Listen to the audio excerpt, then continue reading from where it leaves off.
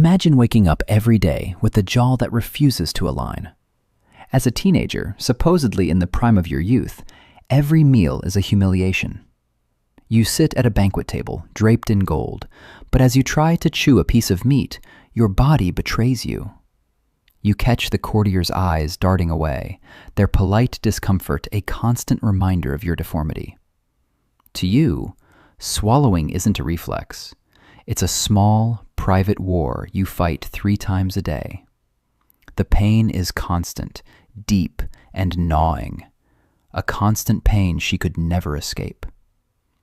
This was the reality for Margaret Teresa of Spain, a girl with a malfunctioning body in a palace that demanded she be perfect. But her jaw was merely the visible tip of a deep genetic iceberg. For over 2 centuries, the House of Habsburg didn't just rule Europe, they owned it. From the silver mines of Mexico to the courts of Vienna, their empire was built not only by conquest, but by strategic marriages. However, with absolute power came an absolute paranoia, the fear of dilution. To keep their crowns from falling into foreign hands, they made a critical decision: to marry within their own bloodline. By the time Margaret was born, the Habsburg family tree had ceased to branch outward. Instead, it folded inward, generation after generation. Modern geneticists now describe this dynasty as a living laboratory. Between 1516 and 1700, over 80% of Spanish Habsburg marriages were between close blood relatives. Uncles marrying nieces, cousins marrying cousins. The Habsburgs had no scientific language for recessive genes or genetic load, but they felt the consequences in every fragile life they brought into the world. Margaret was not just a princess. She was the most concentrated product of a 200-year-old experiment in inbreeding, paying a debt of blood she never asked to owe. Her genetic blueprint was deeply compromised, a flawed copy of a copy. Inside the palace, she was effectively trapped in a genetic double up. While other children in the dusty streets of Madrid might die of hunger or fever, they at least possessed the strength of diverse ancestors. For Margaret, the harmful traits that should have been silenced by a stranger's DNA were instead amplified. She lived in a palace, but her body showed the long-term effects of repeated inbreeding. When she looked at her little brother, Charles, she saw a mirror of her own fragility, except his genetic debt was even higher. They weren't just siblings, they were the biological equivalent of a crisis. The statistics of the Habsburg dynasty are a grim testament to the cost of purity. In an era where even the poorest Spanish families saw an 80% survival rate for their children, the Habsburgs, surrounded by the finest physicians and unimaginable wealth, saw nearly 50% of their children died, even with the best medical care available at the time. This was far higher than the general population at the time. Half of the children born into this golden cage never made it to adulthood. By the time Margaret's brother, Charles II, was born, the Habsburg biological debt had reached its limit. His inbreeding coefficient hit 0.254, the genetic equivalent of a union between full siblings. Margaret herself stood at 0.20, meaning a fifth of her entire genome consisted of identical, flawed copies inherited from both parents simultaneously.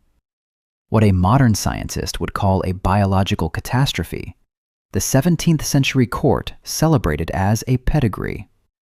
Margaret was the pinnacle of this concentrated experiment, born to King Philip IV and Mariana of Austria, an uncle and a niece whose union ensured the empire remained in the family, even as the family began to disintegrate from within. By the age of 3, you realize that your laughter is less important than your breath. You aren't a daughter to your father. You are a biological bridge intended to carry an empire. Your mother is also your cousin. Your father is your great uncle. When you look at the family tree, you don't see a forest. You see a closed loop, where the same names haunt every branch. You spend your winters not playing in the snow, but huddled by a fire that never quite warms your bones. You know the heavy, metallic scent of 17th century medicine better than the smell of summer flowers. When the doctors arrive, their arrival often brought fear rather than relief. They force bitter compounds between your teeth and press cold relics against your burning skin, calling it a cure. Each treatment leaves you weaker, yet you are forced to smile at foreign envoys. You must pretend to sing, because the dynasty cannot afford for you to be broken. In 1651, Margaret Teresa was the most valuable commodity in Europe. Following the death of her half-brother at 16, she became the sole vessel for the Spanish line. Her existence was a matter of dynastic survival, not love. While a healthy child 5 generations back has 32 distinct ancestors, Margaret had only 10. This genetic collapse manifested in a pervasive, chronic fragility that 17th century science couldn't name. To the court, her fevers were moral failings, or the alignment of the stars. To us, it was a clear case of immune deficiency. As she reached adolescence, the Habsburg jaw became increasingly severe.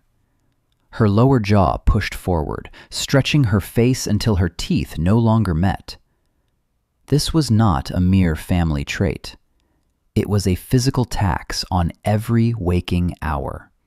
Every bite of food was a struggle, every word an effort.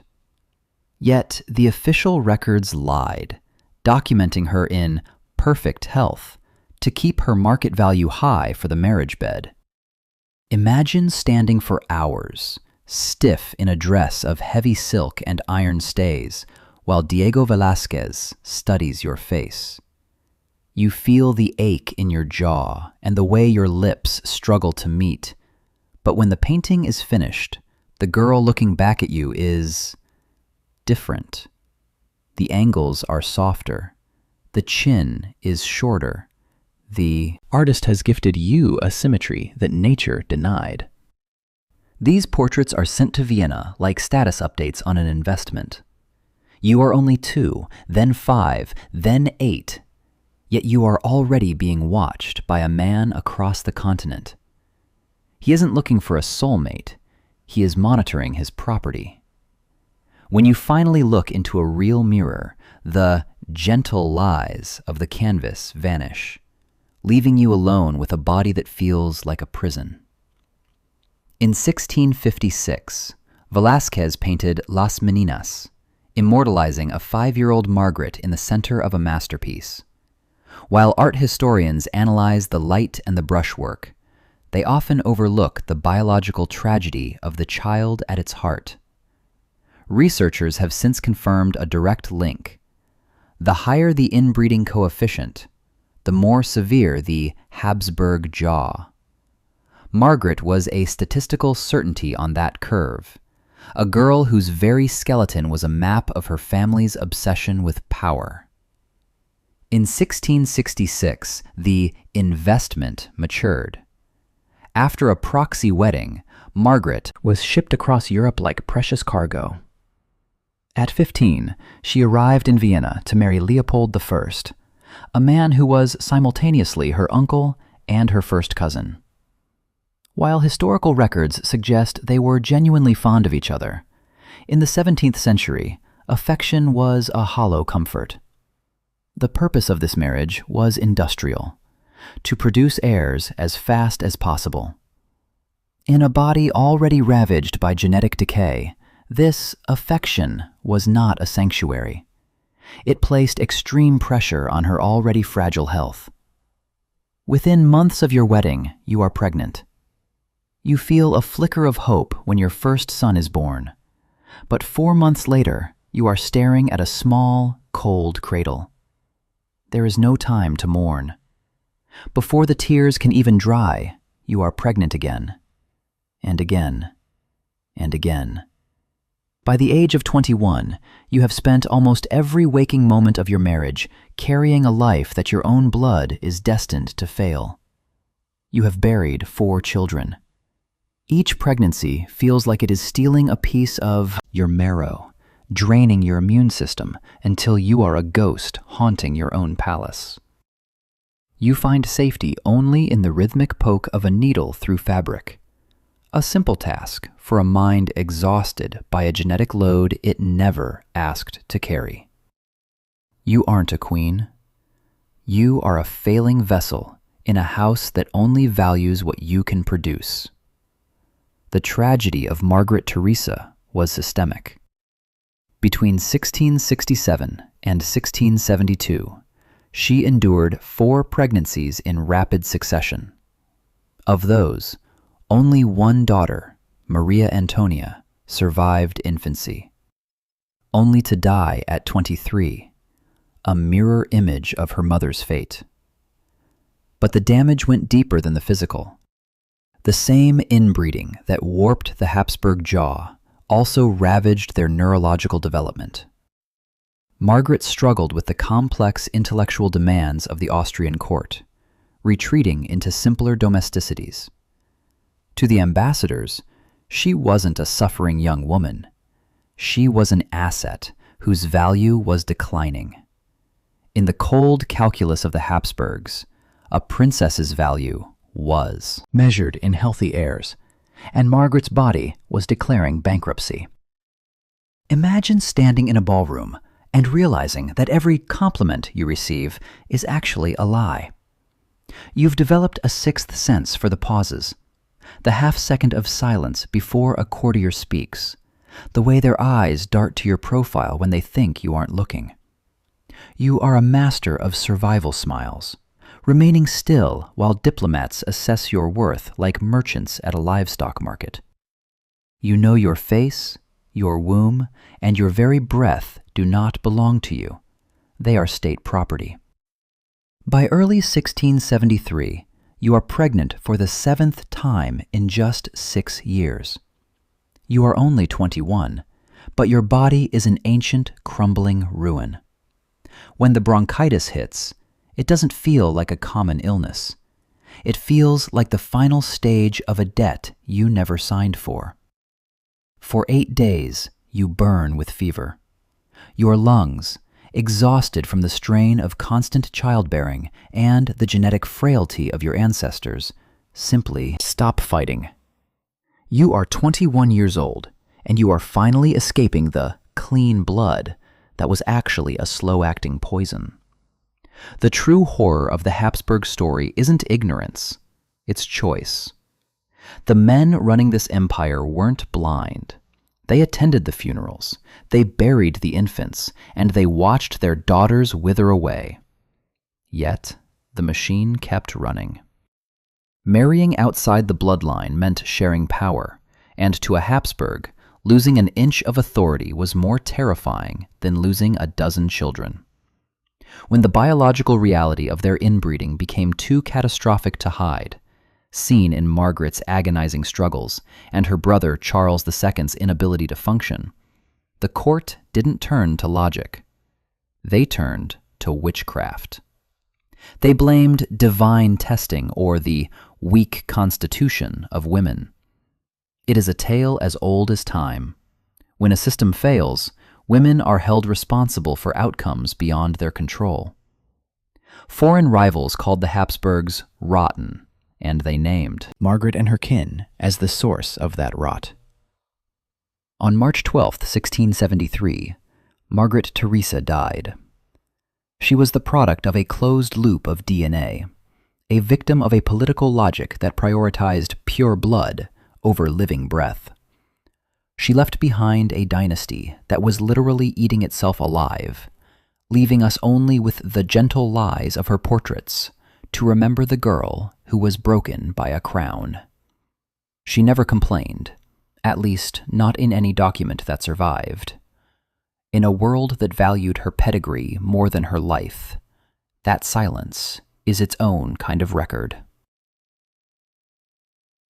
Imagine your life, your pain, and your 6 years of sacrifice being summarized in a single autopsy report. The doctors find a boy in your womb, the heir everyone wanted, arriving just a few months too late to save your status, and far too late to save your life. Your husband, your uncle Leopold, writes of a broken heart in his diary. He calls you his only Margareta. But imagine, from whatever silence you now inhabit, watching that grief expire. In just 4 months, the candles for your funeral are barely out before he is at the altar again, marrying another Habsburg cousin. You weren't a soulmate. You were a link in a chain. And as that chain continues to snap, link by link, you realize that your death wasn't a tragedy to them. It was just another failed transaction in the business of blood.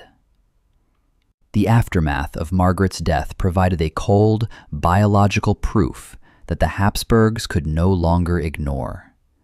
Leopold's second wife, another relative, died at 22 after losing 2 more infants. The math was written in the gravestones of teenage girls. The closer the blood, the swifter the grave. It was only when Leopold married his third wife, Eleanor, the first woman outside his close bloodline, that the pattern finally broke. She lived. Her children survived. The contrast was undeniable.